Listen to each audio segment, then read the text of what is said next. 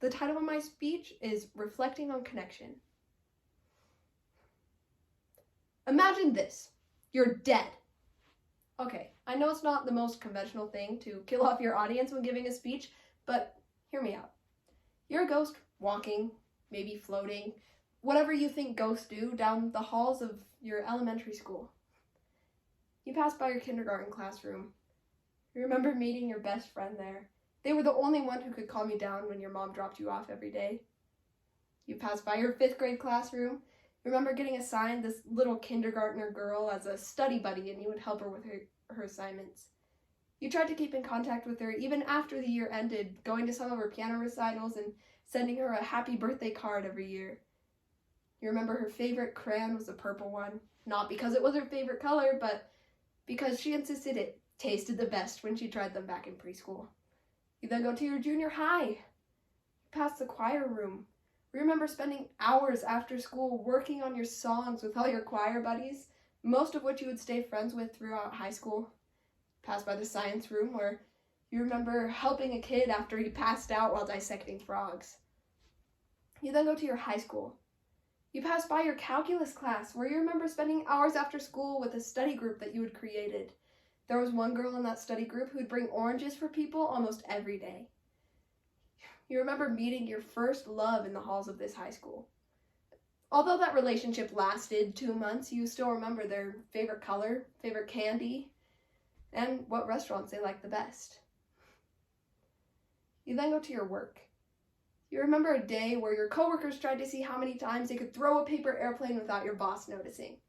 You remember a day where you all had to work overtime and someone's wife brought in chili for the entire office.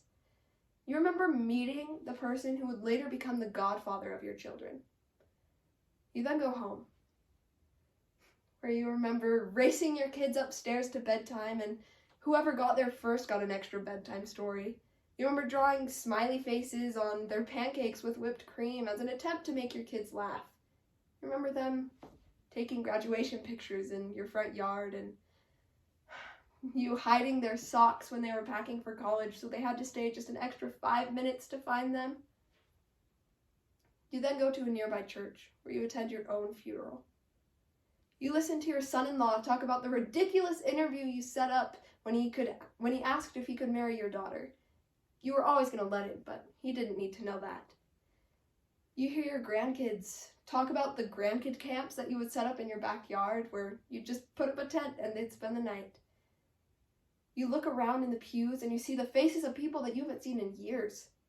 Old neighbors, extended family members, college professors. You see that little girl from 5th grade, your little kindergartner study buddy holding a bouquet of purple crayons to give to your family. After the ceremony, you walk around and hear a bunch of conversations about you. You walk past your college professors and you expect them to be saying something along the lines of, "They got really good grades in my class and did lots of extra credit assignments." Instead, you hear this. "Oh, I loved how they could always make the class smile." Or when I was having a bad day, they were one of the only students who asked me how I was. I loved how they would write notes on their assignments to me. That's interesting, you thought. Not what you expected at all. You then walk past a group of your old coworkers, and you hear them talking about the memories that you guys shared together in the office, the laughs you guys had, the conversations you would have in between tasks. You didn't hear them once talk about the raise you got, or how much money you made, or the tasks you guys did together. Let's look back. What do every single one of your memories have in common? Connections with people. Let's look back more specifically on the people in your life. If we look at your kindergarten best friend, you don't remember how long it took them to learn the alphabet, or how fast they could add things together. You just remember them as comforting, caring, kind. If we look at your 5th grade study buddy, I doubt she can name one assignment that you guys did together, but she'll always remember the jokes you made and the cards you gave her. Your high school calculus class. You don't remember one lesson that you learned in that study group, But you do know that the girl who would bring you oranges didn't know that those oranges would sometimes be the only thing you ate until after school. Your coworkers, they don't know how much money you made. They don't know what your position was. They just remember the laughs you shared and the memories you made. Your kids don't know how much money you had to pay for things for them or how hard you worked every day.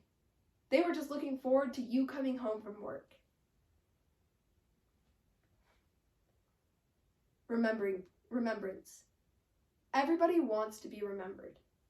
One of the most effective ways that you can be remembered is by making connections with people. Making connections with people should be the most important thing in your life. Back in my world history class last year, we talked about different monuments and why world leaders would build them, and one of the most common things was to be remembered. I'll be honest with you, I don't remember the name of any of these world leaders, and even if I did, that would be the only thing I did remember.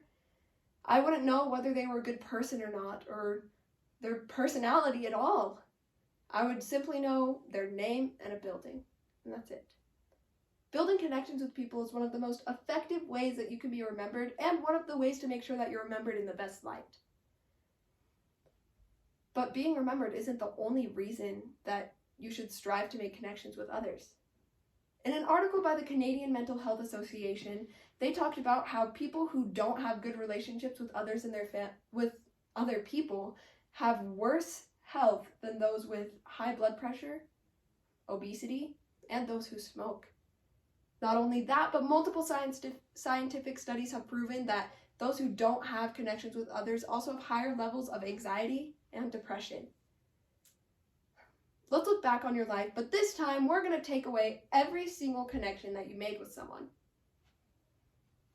You're a ghost, walking, floating, whatever you think ghosts do, down the halls of your elementary school. You pass by your kindergarten classroom, or you remember crying for weeks on end every day your mom would drop you off. You then go to your junior high, where you remember miserably going to each period, feeling like everything was just boring and hopeless. You go to your high school and you pass your calculus class, where all you remember is absolutely failing because you never got any help from anybody. You then go to your work, where you just remember doing hours of useless tasks and you can't even remember what the tasks are. You then go home, where you remember leaving for work, coming home for work, and not much else. You then go to a nearby church where you attend your own funeral. You walk down the pews as it's completely silent. You don't see a single person in the building. Empty, dark. All you see is your casket at the front of the room and a wilted flower on the ground, left over from the funeral the week before. Because why would anyone care if you never put in any effort to connect with them? Effort to connect. I've talked about why building connections with others is important, but I haven't really talked about how you can build those connections. If we look back on your life, you'll see that you were lucky enough to be put in the same position as the people you had connections with most of the time. The girl in your kindergarten class, you were both put into the same class, and your coworkers, you happened to work at the same building. But even though you were put in the same place as those people, you still had to make the effort to connect with them. If you hadn't initiated conversations with your coworkers or played games with them in between tasks, then you probably would never had that connection.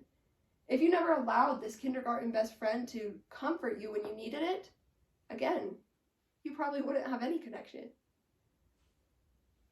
Even though you were lucky enough to be put in the same situation as most of those people, most of the time you will have to step out of your comfort zone and connect with others, even if you aren't put into the same situation as them.